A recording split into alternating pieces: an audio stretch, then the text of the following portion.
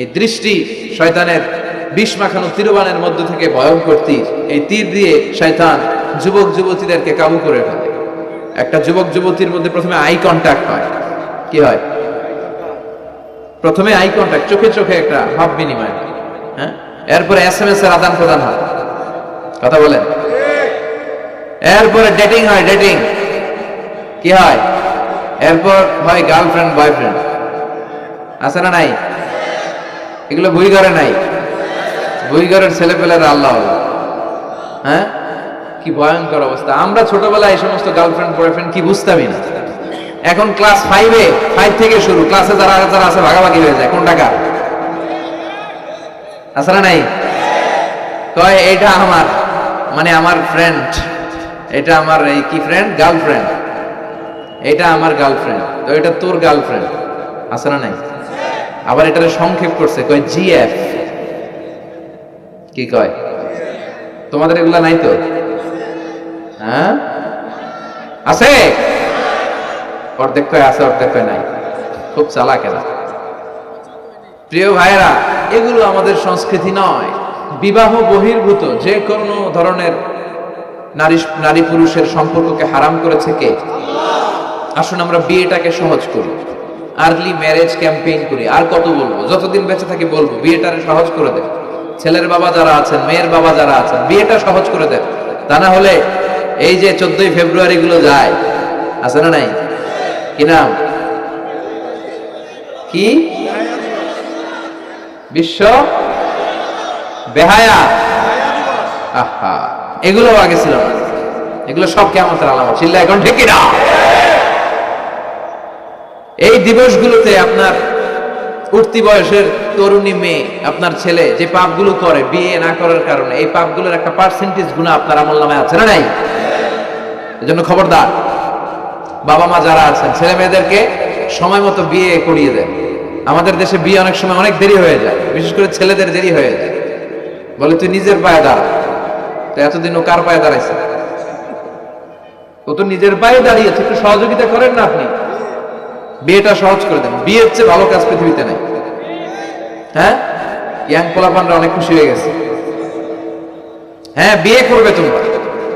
বিয়ে বহির্ভূত GF BF এর দরকার আমাদের নাই। চিল্লায় বলেন ঠিক কিনা? এগুলোর বিরুদ্ধে আমাদের জিহাদ। ইসলামের ইমেজকে, আমাদের মোরালিটি, আমাদের এথিক্যাল স্ট্যান্ডিং পয়েন্ট যেখানেই নষ্ট হবে, ওগুলোর বিরুদ্ধে আমাদেরকে সোচ্চার হতে হবে। এই নৈতিকতার অবক্ষয় হতে হতে এমন পর্যায়ে ঠেকেছে বাংলাদেশটা এখন জাহান্নামের টুকরা হয়ে গিয়েছে। এখন মেডিকেলের ডাস্টবিনে ছোট্ট ছোট্ট নবজাতক বাচ্চার লাশ পাওয়া যায়। এগুলো সব 14ই ফেব্রুয়ারি পালনের ফসল। এগুলোর সাথে মুসলমানদের কোনো সম্পর্ক থাকতে পারে না। এগুলো ইসলামের সাথে কোনো সম্পর্ক নাই। এগুলো হচ্ছে পাশ্চাত্য থেকে আমদানি করা, পার্শ্ববর্তী দেশ ভারত থেকে আমদানি করা। আমাদেরকে যে ইসলামের সুশীতল বাণী বিশ্বনবী শিখিয়েছেন, আমাদের জানিয়েছেন, দ্যাটস এনাফ ফর আস, এটাই আমাদের জন্য যথেষ্ট। এজন্য এই যুগটা হচ্ছে, বিশ্বনবী বললেন, ফিতনার যুগ। আখিরি জামানায় জ্বলন্ত আগুনের কয়লা নিয়ে হাতে রাখাটা সহজ হয়ে যাবে, কিন্তু ঈমান নিয়ে টিকে থাকা কঠিন হয়ে যাবে। আপনি চাইলেও ভালো থাকতে পারবেন না, আপনি হকের কথা চাইলেও বলতে পারবেন না। ঝুঁকি আছে না নাই? গুম আছে না নাই? ক্রস ফায়ার আছে না নাই? কে কোন দিক দিয়ে গুম জানি পাওয়া যায়, কিন্তু এই হকের রাস্তা আমরা ছাড়বো না। বিশ্বনবী বললেন, ফিতনা বেড়ে যাবে। আপনি হক হালাল মেনটেন করতে চান, কিন্তু পারবেন না। আপনি ঘুষ খাবেন না, কি হবে? টেবিলের নিচ দিয়া ঘুষ, উপর দিয়া ঘুষ, সব জায়গায় ঘুষ। আপনার পাশে যে চাকরি করে সে খায় ঘুষ, ও খায় ঘুষ, নিচের কর্মচারী খায় ঘুষ, উপরের বসও খায় ঘুষ। কথা বলেন, আপনি চাইলেও পারছেন না। এজন্য বিশ্বনবী সবসময় দোয়া করতেন, আল্লাহ এই ফিতনা থেকে আমাদেরকে বাঁচাও। বিশ্বনবী পড়তেন, আল্লাহুম্মা ইন্না নাউযু বিকা মিনাল ফিতান মা যাহারা মিনহা মা বাতান। হে আল্লাহ, প্রকাশ্য অপ্রকাশ্য সব ফিতনা থেকে তুমি আমাদেরকে বাঁচাও। চিল্লায় পড়েন আমিন। আওয়াজ করে আমার সাথে পড়েন, আল্লাহুম্মা ইন্না নাউযু বিকা মিনাল ফিতান মা যাহারা মিনহা ওয়া মা বাতান। এর মানে হচ্ছে, হে আল্লাহ, প্রকাশ্য অপ্রকাশ্য, দেখা যায় দেখা যায় না, এরকম সব ফিতনা থেকে তুমি আমাদেরকে বাঁচাও। তাহলে এই যে বিশ্বনবী বললেন কিয়ামতের আগে ফিতনা বেড়ে যাবে, এই আলামতটা সমাজে আছে না নাই? আমাদের আশেপাশে ফিতনা আছে না? আচ্ছা, এরপরে বিশ্বনবী বলেন খুরুজ মুদ্দাঈন নবুওয়া, কিয়ামতের আগ দিয়ে ভণ্ড নবী দাবিদার বেড়ে যাবে। বুখারীর বর্ণনায় বিশ্বনবী বললেন ততক্ষণ পর্যন্ত কিয়ামত হবে না যতক্ষণ না 30 জন ভণ্ড নবী দাবিদার বেরোবে।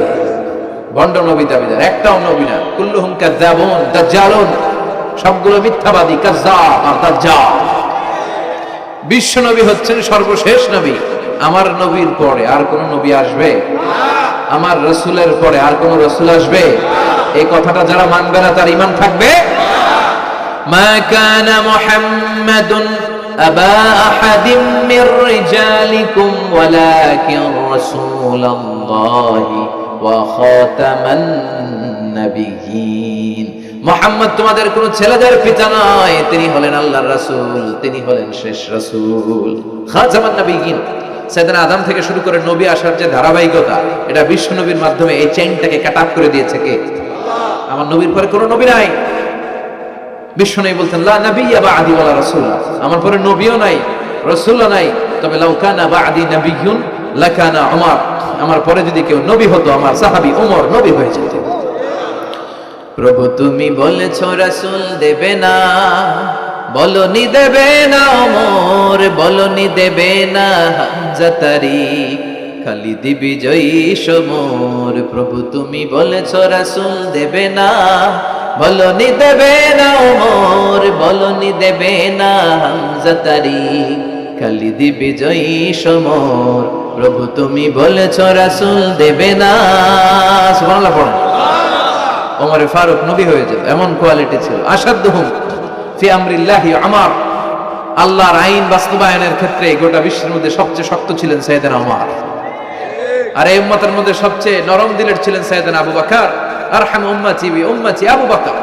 তিনি যখন নামাজে দাঁড়াতেন, সালাতে দাঁড়াতেন, উনি যখন তেলাওয়াত শুরু করতেন, ওনার কান্নার আওয়াজে তেলাওয়াতের আওয়াজ বোঝা যেত। আর আমাদের নামাজে কান্না আসে? হ্যাঁ, নামাজে দাঁড়াইলেই সারাদিন যেটা মনে পড়ে ওটা নামাজে দাঁড়াইলেই মনে পড়ে, আছে না নাই? নামাজেও দাঁড়ায়, আবার বিপিএল এ কি হইলো ওই টেনশন আছে না নাই? নামাজও পড়ে, আবার মাশরাফি কি আউট, এখন তো আবার উনি কি এমপি না, মাননীয় এমপি মাশরাফি। এমপি বললে কেমন জানি লাগে, শুধু মাশরাফি বলতে ভালো লাগে, কথা কয়। তো উনি কি আউট নাকি ছক্কা, এই টেনশন গুলো আছে না নাই? এই তো আমাদের নামাজ। এই নামাজগুলো মিজানের পাল্লায় উঠালে কোনো ওজন হবে? কথা বলেন।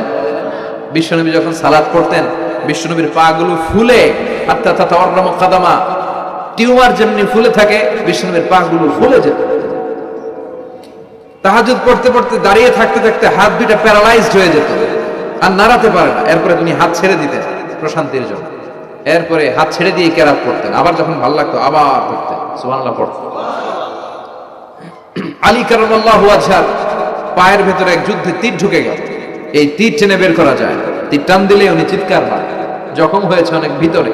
বিশ্বনবী বললেন আরিহনা বিসসালা ইয়া বিলাল, আকিমিস সালাহ, বেলাল আযান দাও, নামাজ শুরু করো। নামাজ শুরুর আগে আরেক সাহাবীরে বললেন আলী যখন জামাতের কাতারে দাঁড়াবে, তুমি নামাজে না দাঁড়িয়ে আলীর পায়ের সামনে যে ওই পায়ের তীরটা টান দিয়ে বের করবা। সুবহানাল্লাহ পড়েন। একামত হলো, বিশ্বনবী সালাত শুরু করলেন। বিশ্বনবীর কথা অনুযায়ী ওই সাহাবী যে আলী কারামাল্লাহু ওয়াজহার পা থেকে টান দিয়ে তীরটা বের করে নিয়ে আসলেন, ফিনকি দিয়ে রক্ত বের হলো, জায়গাটা রক্তে সয়লা, কিন্তু সাইয়েদনা আলী কারামাল্লাহু ওয়াজহা টেরি পায়। সালাত শেষ, উনি দেখেন পায়ের মধ্যে তীর নাই, রক্তের সয়লা, যেখানে দাঁড়ালেন ওখানে খালি রক্ত। বিশ্বনবীরে বললেন ও নবী আমার পায়ের তীর কই? বিশ্বনবী বললেন আলী রে, আমি জানি তুমি যখন যাই নামাজের জন্য দাঁড়িয়ে যাও, দিন দুনিয়ার হুঁশ তোমার থাকে না, তোমার হৃদয়টা এখানে থাকে না, দেহটা এখানে থাকে, হৃদয়টা চলে যায় আল্লাহর আরশের উপরে। উনাদেরও নামাজ, আমাদেরও নামাজ। সাহাবারা যখন মরুভূমিতে নামাজ পড়তেন, মরুভূমির পাখিগুলো এসে সাহাবাদের মাথার উপরে বসে যেত। পাখিগুলো মনে করতো এগুলো মরুভূমির খেজুর গাছটা সব কি হবে, কারণ নড়ে চড়ে না তো, আমাদের মতো এরকম দাড়ি চুলকায় না, এরকম জামা ঠিক করে না, দাঁড়াইছে তো দাঁড়াইছে। সুবহানাল্লাহ পড়ে। তো ইবাদতে এরকম আন্তরিকতা, একাগ্রতার দরকার আছে না নাই? বিশ্বনবীর পরে কোনো নবী হবে না, কিন্তু বিশ্বনবী বললেন কিয়ামতের আগে এরকম অনেক ভণ্ড নবী দাবিদার বেরোবে। বিশ্বনবীর সময়কালেই এক ভণ্ড নবী দাবিদার বের হয়েছিল, ওর নাম হচ্ছে মুসাইলামাতুল কাযযাব। এসে বলে, মুহাম্মদ আন-নবুওয়া নিসফুন লাকা ওয়া নিসফুন লি, তুমি একা নবী নও, নবুয়ত অর্ধেক তোমার অর্ধেক আমার, আমারটা আমারে বুঝায় দাও। বিষ্ণু বললেন, তোরে বুঝায় দেবো? আনতা লাস্তা মুসাইলামা ফাকাত, আনতা মুসাইলামাতুল কাযযাব, আজ থেকে তুই শুধু মুসাইলামা না, তুই ভণ্ড মুসাইলামা, তুই মিথ্যাবাদী মুসাইলামা। বিশ্বনবীর পরে এরকম আলজেরিয়াতে অনেক ভণ্ড নবী দাবিদার বের হয়েছে। এই যে ভারতবর্ষের ইন্ডিয়া পাকিস্তান, এখানে পাঞ্জাব একটা এলাকা আছে, নাম শুনছেন? গোলাম মির্জা গোলাম আহমদ কাদিয়ানি, এই বেয়াদবটাও নবুয়ত দাবি করেছে। নাউজুবিল্লাহ পড়তে পারলেন না? সে প্রথমে দাবি করছে আমি শেষ নবী,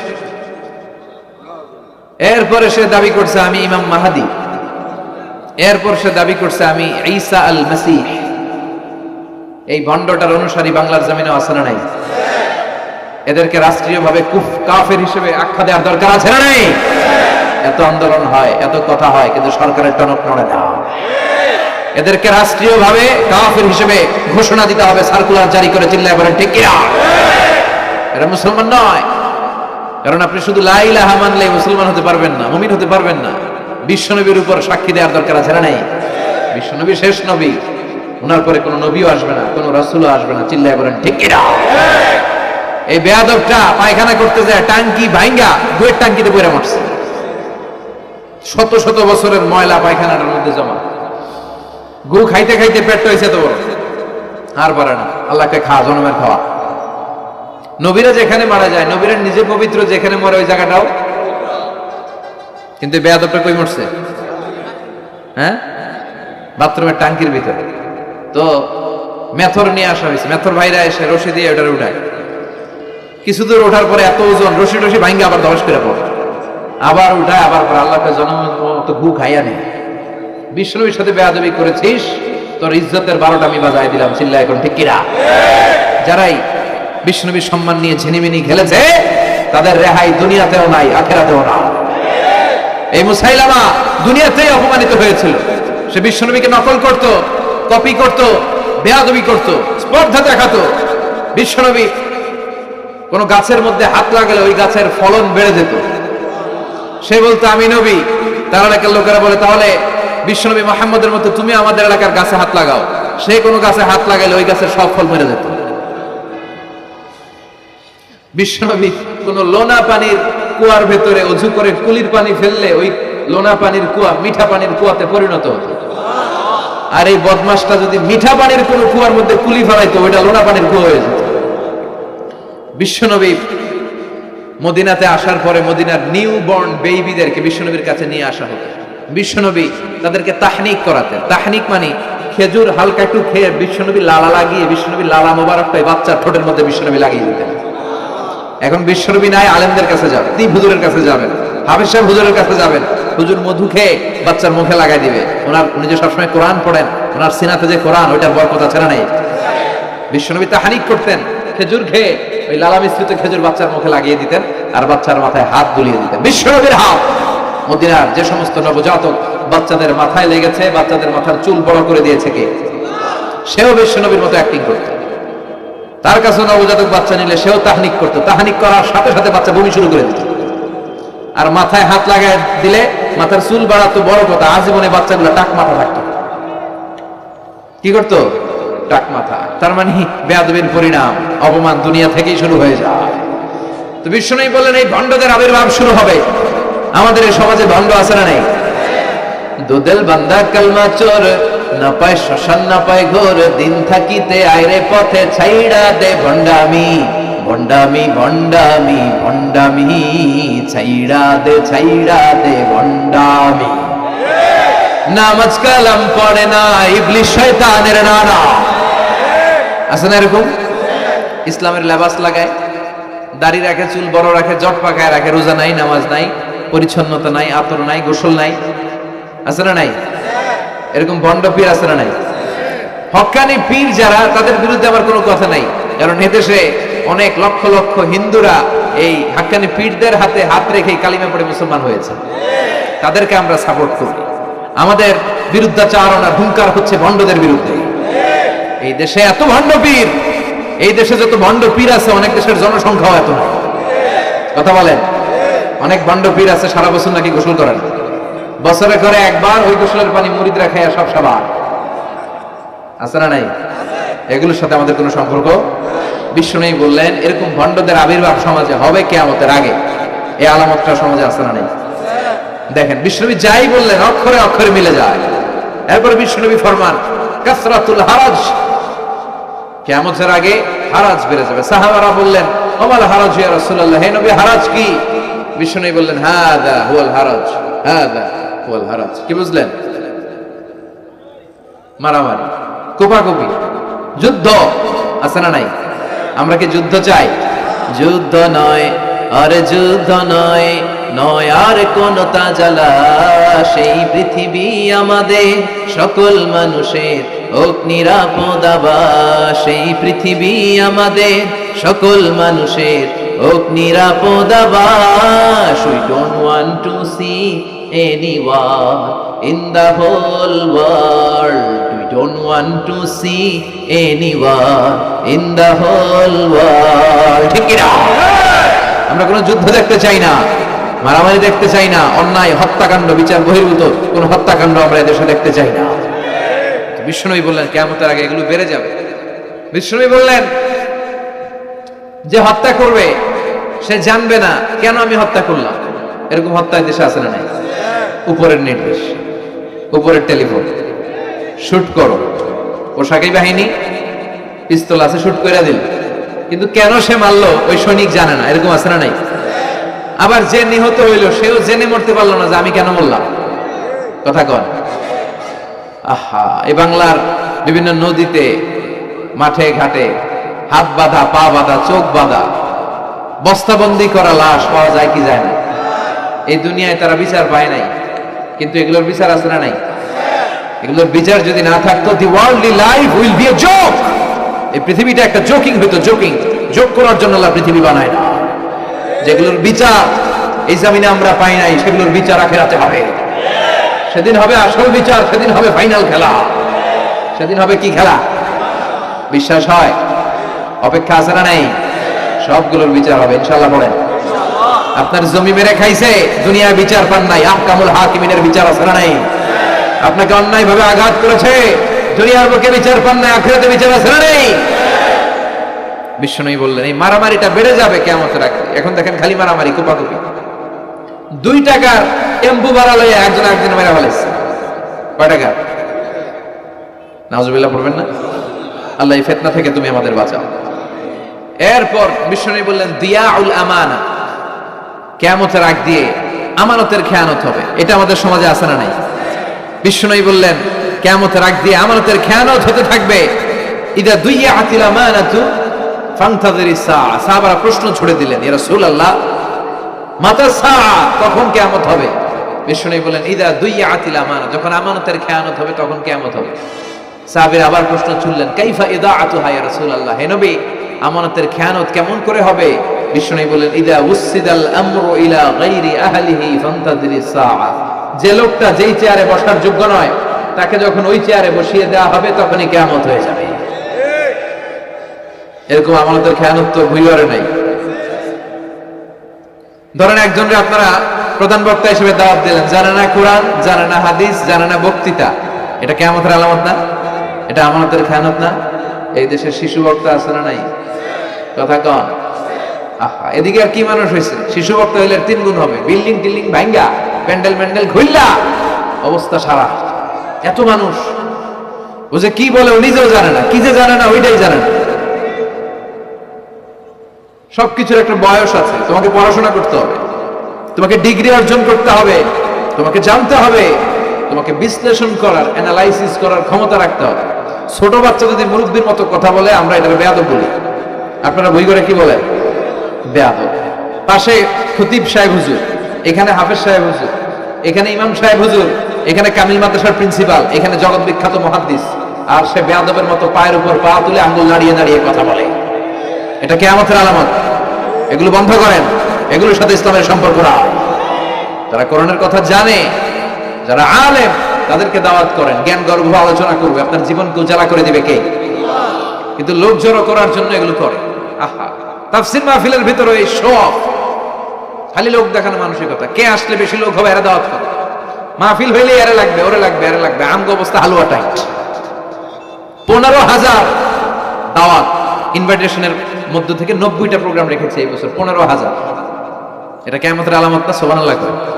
আর এটা কিয়ামতের আলামত কেন? আমারে লাগবে কেন? আপনার এলাকায় মুহাদ্দিস নাই? আপনার এলাকায় মুফাসসির নাই? মিজানুর রহমান আজহারীকে লাগবে কেন? মিজানুর রহমান আজহারী যেখানে সুযোগ হবে 2-4 জায়গায় প্রোগ্রাম করবে। এখন তো ইউটিউবে সব দেখা যায় যে এত চ্যানেল, অনেক মাহফিলে এত শ্রোতাও নাই।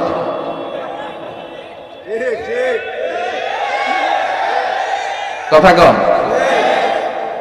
এখন কোথাও যেতে পারি না। আজকে এয়ারপোর্ট থেকে আসার পথে, এয়ারপোর্ট থেকে বের হইতে লাগতেছে আধা ঘন্টা। লোকজনের দাবি হচ্ছে হুজুর সেলফি তুলবো, সেলফি তুলবো, তাও বিভিন্ন অঙ্গভঙ্গি করে, এরকম মুখ বাঁকা করে, এরকম হাত বাঁকা করে। আমি বললাম কি স্টাইল? এটা গ্যাংনম স্টাইল। আছে না নাই? তো এগুলো লৌকিকতা যেন না হয়। এটা তো দিনের দাওয়াতের একটা সেক্টর, একটা প্ল্যাটফর্ম। এখানে গুইগরের যিনি সবচেয়ে বড় খতিব সাহেব হুজুর, উনি আসলেই চলবে। বড় আলেম উনি আসলেই চলবে। পাবনা জেলার বড় আলেম পাবনায় কথা বলবে, আর অন্যান্য জেলার যদি সুযোগ হয়। কিন্তু এমন ভাবে এটারে আমরা একটা আক্রমণাত্মক জায়গায় নিয়েছি। একটা ডেটের জন্য মানুষ সিআইপি ভিআইপি দিয়ে ট্রাই করে, এটা ঠিক না। এই টেন্ডেন্সি থেকে আমরা যেন বেরিয়ে আসি। আমরা, আমাদের দরকার ইখলাস। কি দরকার? ইখলাসের বড় অভাব। আবার মাহফিলে গেলে আমাদেরকে অনেক ক্রাইটেরিয়া দেয়, বলে হুজুর আপনার কিন্তু আজকে কাঁপাইতে হবে। আমি আসছি কোরআন থেকে কথা বলতে, এখানে কাঁপাকাঁপি হলে তো ভূমিকম্প হয়ে যাবে। কথা বলেন। আবার বলে হুজুর আপনার কিন্তু আজকে জমাই দিয়া যাইতে হবে।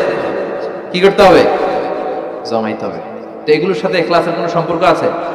আবার বলে হুজুর কেউ যেন না ওঠে, আপনার কিন্তু ধরে রাখতে হবে, মানে আমনা করে সবাইরে ধরে রাখতে হবে, পা ধরে থাকেন। এগুলোর সাথে হেদায়েতের কোনো সম্পর্ক। এজন্যই তো সমাজে হেদায়েত নাই। মাহফিলের পরে মাহফিল হয়, ফজরের নামাজটা ঠিকমতো হয় না। হেদায়েত শূন্য, হেদায়েত নাই, ইখলাস নাই। কি উদ্দেশ্যে শুনতেছি এটা যেন খেয়াল করে আমল করতে পারে, এই টেন্ডেন্সিটা নাই। আসুন আমরা একটু থামি। স্টপ, থামেন, অনেক হয়েছে। আন্না ইসলাম কি বলে, কি শিখাতে চায়, কি বুঝাতে চায়, ওইটা বোঝার চেষ্টা করুন, ওইভাবে মানার চেষ্টা করুন। কে কি বললো দেখার দরকার না, এত লোক জড়ো হওয়ার দরকার না। আজকে যদি চ্যানেল একটাও না থাকতো, 10 জন বসে যদি আমার কথা শুনতো, কোনো সমস্যা আছে? কথা বলেন। এই জন্য হেদায়েতটা সবচেয়ে বেশি জরুরি, ইখলাসটা জরুরি। আল্লাহর প্রতি ভয়, আস্থা, ভালোবাসা, এটা বেশি জরুরি। আল্লাহ তুমি ইখলাস দিয়ে আমাদের হৃদয়টাকে পূর্ণ করো। তাহলে এই যে লোক যে চেয়ারে বসার যোগ্য না, ওই লোক যদি ওই চেয়ারে বসে, কিয়ামতের আলামত আছে না নাই? চেয়ারম্যান হওয়ার যোগ্যতা যদি না থাকে, যদি চেয়ারম্যান হয়ে যায়, হ্যাঁ, সাইয়্যিদুল কওমি খাদিমুহুম, নেতা হবে তারা যারা মানুষকে খেদমত করবেন। খেদমত করার জন্য 1.5 কোটি টাকা খরচ করে চেয়ারম্যান ইলেকশন করে, 5 কোটি টাকা। এগুলো কেন? এই ট্রেডিশন দেশে আসলো কেন? উনি টাকা খরচ করবে কেন? ওনার চা খাওয়ানো আর সিগারেট খাওয়ানো লাগবে কেন? উনি তো আমাদের খাদেম হওয়ার জন্য আসছে। উনি জনপ্রতিনিধি হয়ে দাঁড়াবে, যাকে আপনারা পছন্দ করবেন ভোট দিবেন না। হাজার হাজার কোটি টাকা, শোডাউন, সব আছে না নাই? কিয়ামতের আলামত। মসজিদের সভাপতির সাথে মসজিদের কোনো সম্পর্ক নাই, আছে না নাই? সব সভাপতিকে আমি এক পাল্লায় মেপে দিচ্ছি, বেশিরভাগের অবস্থা। ভালো 2-1 জন আছে, আমি জেনারেলাইজ করছি না। সভাপতি তো হবেন তিনি যার সাথে মসজিদের দরদ বেশি, মায়া বেশি, মসজিদে যায় বেশি, ঠিক কিনা? এখন বছরে ওনার একবার খুঁজে পাওয়া যায় না উনি সভাপতি, উনি সেক্রেটারি, উনি ক্যাশিয়ার, আছে না নাই? তার মানে উনি এখানে বসার যোগ্য ছিল না, ওনার বসানো হয়েছে। যেই লোক যেই চেয়ারে বসার যোগ্য না, তারা যখন ওই চেয়ারে বসিয়ে দেওয়া হবে, বিষ্ণু বললেন তখনই কিয়ামত হয়ে যাবে। কিয়ামতের আলামত আমানতের খেয়ানত, এটা অনেক বড় বিষয়। আমার সম্পদ আছে, এই সম্পদটা আল্লাহর দেয়া, আমার কাছে আমানত। আমার শক্তি আছে, এই শক্তি আমানত। যুবক যারা আছো, তোমাদের যৌবনটা আল্লাহর দেয়া, তোমাদের কাছে সবচেয়ে বড় নেয়ামত এবং আমানত। তোমরা এখন চাইলে অনেক কিছু করতে পারো। তোমাদের একটা সদিচ্ছা তোমাদের এলাকাটারে জান্নাতি বানিয়ে দিতে পারে। তোমরা চাইলে সাগরের স্রোতকে পাল্টে দিতে পারো, বাতাসের গতিকে উল্টে দিতে পারো, তোমরা ইতিহাস রচনা করতে পারো। বিষ্ণুনবী যখন তোমাদের মতো যুবক ছিল, তিনি হালাফুল ফুদুল যুব সঙ্গ করেছেন। গানের কনসার্ট করে নাই, যাত্রাপালা করে নাই, নাচানাচি করে নাই। উনি হাতে হাত রেখে বলেছেন মক্কার বুকে কোনো টেন্ডারবাজি থাকবে না, মক্কার জমিনে কোনো চাঁদাবাজি থাকবে না, ধর্ষণ থাকবে না, মক্কার জমিনে কোনো দুর্নীতি চলবে না। যুবকদেরকে নিয়ে উনি এই কাজগুলো করেছেন। এখন একটার পর একটা আমানত আমরা খেয়ানত করে চলি। আমার সম্পদ আমার আমানত, আমার ছেলে মেয়ে আমার আমানত। আমার ছেলে কার সাথে মিশে, ও ডিশের কোন চ্যানেল দেখে, ও ইউটিউবে কোন সাইট ব্রাউজ করে, এটার ব্যাপারে কিয়ামতের দিন আমরা জিজ্ঞেস করবে কে? কারণ এটা আমানত। যিনি চেয়ারম্যান, পুরো ইউনিয়ন পরিষদ তার কাঁধে আমানত। যিনি এমপি, ওনার এলাকায় কি ঘটে না ঘটে এটা খোঁজ খবর নেওয়া তার আমানত। মেম্বার অফ দ্য পার্লামেন্ট যিনি আছেন এই এলাকা, তার এলাকায় যদি ইয়াবার আড্ডা বসে, গাঞ্জার আসর বসে, এটার দায়ভার তিনি এড়াতে পারেন না। তার এলাকায় ধর্ষণ হলে এটার দায়ভার তিনি এড়াতে পারেন না। এটা তো আমানত। যিনি মন্ত্রী, পুরো মন্ত্রণালয় এটা তার কাঁধে আমানত। যিনি মাননীয় প্রধানমন্ত্রী, আমার 56,000 বর্গ মাইলের প্রতিটা ইঞ্চি মাটি তার হাতে আমানত। এটা অনেক বড় বিষয়। আর মুমিনের বৈশিষ্ট্য হচ্ছে ওয়াল্লাযীনা হুম লিআমানাতিহিম ওয়া আহদিহিম রাউন। যারা বিশ্বাসী তারা কথা দিয়ে কথা রাখে আর আমানতের খেয়ানত করে। এজন্য আমানত পূর্ণ করতে রাজি আছেন? যেখানেই আমানত নষ্ট হবে সেখানেই কিয়ামতের ভয় আছে না নাই? দেখেন বিশ্বনবী কত চমৎকার করে দার্শনিকের মতো বলে গেলেন, যাই বলে গেলেন তার পুরোটাই সমাজের সাথে মিলে যায়। আমরা যেন আমানতের খেয়ানতকারী না হই, আমরা যেন আমানতকে সংরক্ষণ করতে পারি। আল্লাহ তুমি তৌফিক দাও। এরপর বিশ্বনবী বললেন আত-তাতাউল ফিল বুনিয়ান, কিয়ামতের আগে বড় বড় টাওয়ার বানানোর প্রতিযোগিতা শুরু হয়ে যাবে। আছে না নাই?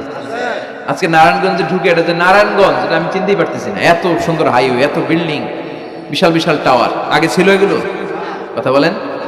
আরব বিশ্বে দেখবেন বুর্জ আল খলিফা, জমজম টাওয়ার, এই টাওয়ার ওই টাওয়ার, একটার পর একটা টাওয়ার। বিশ্বনবী বললেন কাবার পাশে যে পাহাড়গুলো আছে, শুনতেছেন? মনোযোগ আছে? কষ্ট হচ্ছে না তো? কাবার পাশে যে পাহাড়গুলো আছে, কাবার পাশে টাওয়ারের উচ্চতা যদি পাহাড়ের চেয়ে উঁচু হয়ে যায়, ফাআলাম ফাইন্নাল আমরা ক্বাদ আযাল্লা, জেনে রাখো কিয়ামত বেশি দূরে নাই, কিয়ামতের ছায়া তোমার উপরে ছায়া দিচ্ছে। এখন মক্কা শহরের পাহাড়ের চেয়ে হাইট বেশি এরকম বিল্ডিং আছে না নাই? কাবা ঘরের পাশেই তো একটা আছে, জমজম টাওয়ার, 120 তলা উঁচু। দিমাক্কার তো একটা 120 তলা, বিশাল বলে ঘড়ি লাগানো, এগুলো সব কিয়ামতের আলাম। ওর 5 তলা, আমার লাগবে 10 তলা। ওর 2টা গাড়ি আছে, আমার লাগবে 4টা গাড়ি। ও তাহাজ্জুদ পরে আমারও যে পড়তে হবে ওই টেনশন নাই।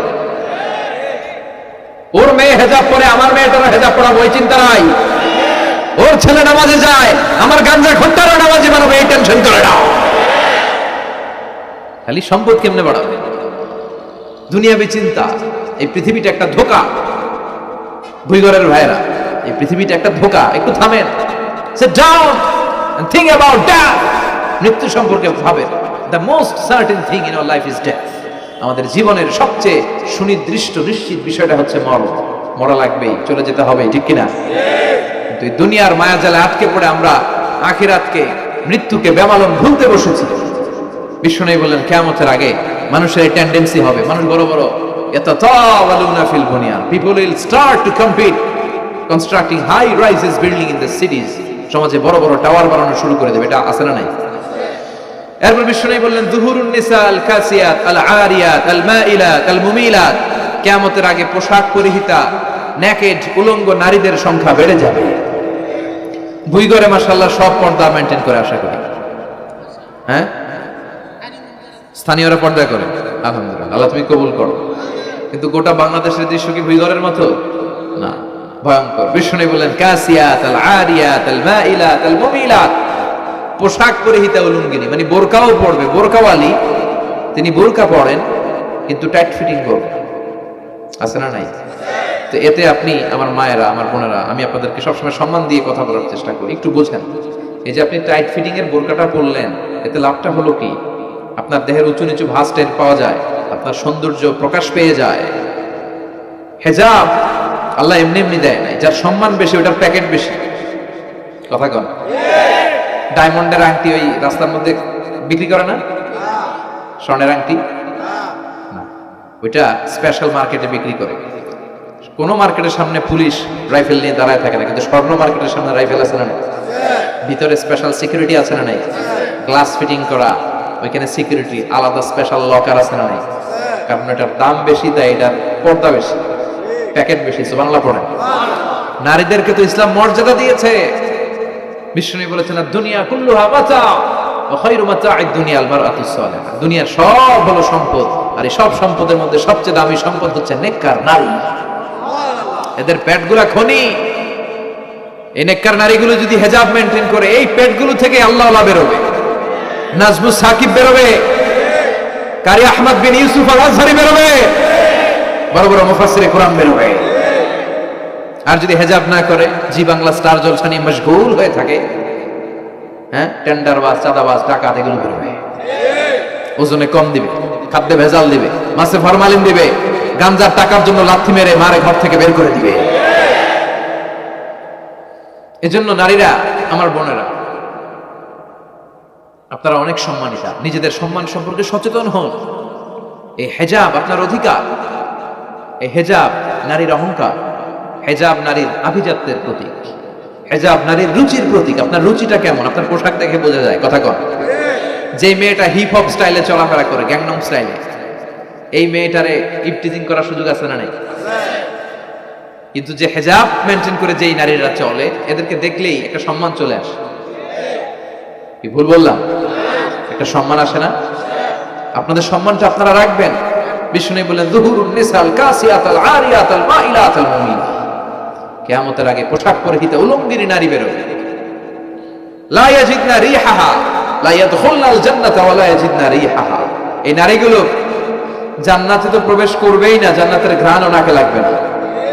ওয়া ইন্না রিহাহা তুজাদু মিন মাসিরাতি 500 সানা। আর জান্নাতের ঘ্রাণ 500 বছর দূরের রাস্তা থেকেও টের পাওয়া যায়। খেয়াল করে বুঝেন, এখান থেকে জান্নাতে পৌঁছতে আরো 500 বছরের রাস্তা। কয় বছরের? এত দূরে থাকতেই জান্নাতের সুবাতাস এসে আপনার নাকে ধাক্কা লাগবে। সুবহানাল্লাহ পড়বেন না? এই নারীগুলো জান্নাতে যাবে না, জান্নাতের ঘ্রাণও পাবে না। এজন্য বাবা যারা এসেছেন, সচেতন হন। আপনার মেয়ে চাইলেই যে কোনো ড্রেস আপনি তাকে কিনে দিতে পারেন। মায়েরা যারা আমার কথা শুনছেন, আপনার মেয়ে আবদার করবে, সে তো ছোট, সে কি বুঝে। কিন্তু দেখবেন অনেক বিয়ের অনুষ্ঠানে আমি দেখেছি, মায়ের বয়স হচ্ছে 60, মায়ের হাত মোজা, পা মোজা, বোরকা লাগাইছে 2টা, পাশে ষোড়শী, অষ্টাদশী, তন্নি, সুন্দরী, সুস্নিগ্ধা এক মেয়ে, বয়স মাত্র 18। ওর বুকে অন্য নাই, ওটা গলায় শোভা পাচ্ছে। এই 60 বছরের বুড়া মহিলার দিকে কেউ তাকাবে? ওনার তো ডেট এক্সপায়ার্ড। Date expired. ওনার সৌন্দর্য যা ছিল সব শেষ। তার দিকে তাকাবে না। তার উঠতি বয়সের তরুণ মেয়েটার দিকে অনেকে তাকাবে, কারণ এটা জেনেটিক্যাল একটা ইস্যু। একটা পুরুষ একটা নারীর দিকে জেনেটিক্যালি আকৃষ্ট হবে, এটাই স্বাভাবিক, ঠিক কিনা? এজন্য আপনার হাত মোজা, পা মোজা আপনার দরকার ছিল না। আপনি পাতলা কাপড় পরলেও সমস্যা নাই। কথা কন। হাত মোজা, পা মোজা দরকার ছিল আপনার যুবতী মেয়েটার হাতে, যুবতী মেয়েটার পায়ে। এজন্য আপনারা আপনাদের সম্মানকে বুঝবেন। যারা নারী স্বাধীনতার কথা বলে, নারী আন্দোলনের কথা বলে, এরা নারীদেরকে ঠকায়। এরা নারীদেরকে বিজ্ঞাপনের বিলবোর্ডে নগ্ন করে উপস্থাপন করে। রাস্তা দিয়ে হাঁটি, চোখ খুলতে পারি না। আমার মায়েরা, এরা আমার দেশের মেয়ে, এরা এই 56,000 বর্গ মাইলের মেয়ে। এই মেয়েগুলোকে উলঙ্গ ভাবে হাফ নেকেট করে এই সিনেমা হলগুলোর পোস্টারগুলো যে দেওয়া হয়েছে, এতে এদের সম্মান বেড়েছে না কমেছে? ওদিকে চোখ তুলে তাকানো যায়? এজন্য নারী স্বাধীনতার কথা যারা বলে, এদের কথায় ফাঁদে পা দিবেন না। এরা আপনাদের সম্মান বাড়াতে চায় না, এরা আপনাদেরকে বিলবোর্ডে উঠাতে চায়, আপনাদেরকে উলঙ্গ করে রূপালী পর্দায় উঠাতে চায়, টিভির পর্দায় আপনাদেরকে নেকেট করে উপস্থাপন করতে চায়। এদের ঘরেই নারীরা বেশি নির্যাতিত হয়, এদের কাজের মেয়েরাই বেশি নির্যাতিতা। আর সুযোগ পেলে এরা ধর্ষণে সেঞ্চুরি করতে দেরি করে না। এজন্য নারীদেরকে সম্মান দিয়েছে ইসলাম। আমার বোনেরা, আমাদের সম্মান যেন আমরা রাখতে পারি। আল্লাহ তুমি বোঝার তৌফিক দান করো। এরপরে বিশ্বনবী বললেন, ইতাআতু যাওজা ওয়া উকুকুল উম। কিয়ামতের আগে বিয়ে করার পরে ছেলেগুলো মাকে ভুলে গিয়ে স্ত্রীর পেছনে পেছনে দৌড়াবে, স্ত্রীর আনুগত্য করবে। এরকম নমুনা আছে না নাই? বই ঘরে আছে? হ্যাঁ, কিছু কিছু মুরব্বী অনেক পজিটিভ, মাশাআল্লাহ। সবকিছু উনি কিছু কিছু অথবা নাই, এদিক থেকে আওয়াজ আসতেছে আছে, হয়তো কিছু কিছু আছে, কিছু কিছু নাই। জেনারেলাইজ করা ঠিক হবে। তো এই জন্য মাকে ভুলে যাওয়া যাবে না। মায়ের দোয়া বড় দোয়া। মায়ের দোয়া সবার আগে কবুল। বুলেট মারলে বুলেট মিস হয়, মায়ের দোয়া মিস হয়? খবরদার। স্ত্রী চলে গেলে নতুন স্ত্রী পাওয়া যায়, মা মরে গেলে মা পাওয়া যায়? তাই বলে আমি বলছি না আপনার স্ত্রীকে ডিভোর্স দেন না, বুঝান, মাকেও বুঝান, স্ত্রীকেও বুঝান, বুঝানোর চেষ্টা করেন। সমাজের এখন সবচেয়ে বড় সমস্যাটা হচ্ছে শাশুড়িরা চায় আমি ডমিনেট করব, আমার এতদিনের করা সংসার। বউ এসে কয় না আমি আইছি মাগার আমি সব খায় হলাম, আচ্ছা না নাই? এই যে সবাই ডমিনেট করতে চায়, এটা সমস্যা। সমাধানটা কি? সমাধানটা হচ্ছে আমাদের শাশুড়ি যারা আছে সমাজের, তাদের উচিত বৌমাটারে নিজের মেয়ের মতো মনে করা। নিজের মেয়ের যেখানে বিয়ে দিছে ওইখানে কিন্তু খুব খোঁজ নেয়, মা তোর কি অবস্থা, তোর কষ্ট হইলো কিনা, ইত্যাদি ইত্যাদি। কিন্তু ছেলের বউ করে যারা আনছে এরা দিয়ে ইচ্ছে মতো কাজ করে, এরকম টাকা তাছাড়া নাই। ডাবল স্ট্যান্ডার্ড, এটা ঠিক না। আর বৌমা যারা আছেন, ঘরের বৌমা, এরা শাশুড়িকে একটু মায়ের মতো মনে করেন না, কারণ একদিন আপনিও শাশুড়ি হতে চলেছেন, একদিন আপনিও শাশুড়ি হবেন। রং ধরা যৌবন জং ধরে শেষ, আপনারও ছেলে হবে, এই ছেলের বিয়ে করাতে হবে, এই ছেলের বউ এসে আপনার ঘরে তাই করবে আপনি আপনার শাশুড়ির সাথে যা যা করেছেন। এই ছোট্ট হিসাবটা বুঝতে চায় না। শাশুড়ির উচিত বৌমাকে নিজের নিজের মেয়ের মতো করে আদর করা, যত্ন করা। বৌমাদের উচিত শাশুড়িকে মায়ের মতো সেবা করা। এই মিউচুয়াল আন্ডারস্ট্যান্ডিংটা থাকলে কোনো ঘরে আর ঝগড়া হবে? শাশুড়ি বৌমা, আল্লাহ সবাইরে তুমি কবুল করো। তো কিয়ামতের আগে মারে ভুলে যাবে, মাকে ভুলে গিয়ে স্ত্রীর পেছনে পেছনে দৌড়াবে। খবরদার, খবরদার। আপনি নামাজি হতে পারেন, মুসল্লি হতে পারেন, হাজী সাহেব হতে পারেন, কিন্তু মা যদি বদদোয়া দেয় আপনার সব শেষ, দুনিয়াও শেষ, আখিরাতও শেষ। মায়ের মর্যাদা বাবার চেয়ে 3 গুণ বেশি। হামালাতহু উম্মুহু, কারণ বাবা পেটে ধরে নাই, পেটে ধরছে কে? ওয়াহানান আলা ওয়াহান, 8 মাস 10 মাস এই বোঝাটা বাবা বহন করে নাই, করলো কে?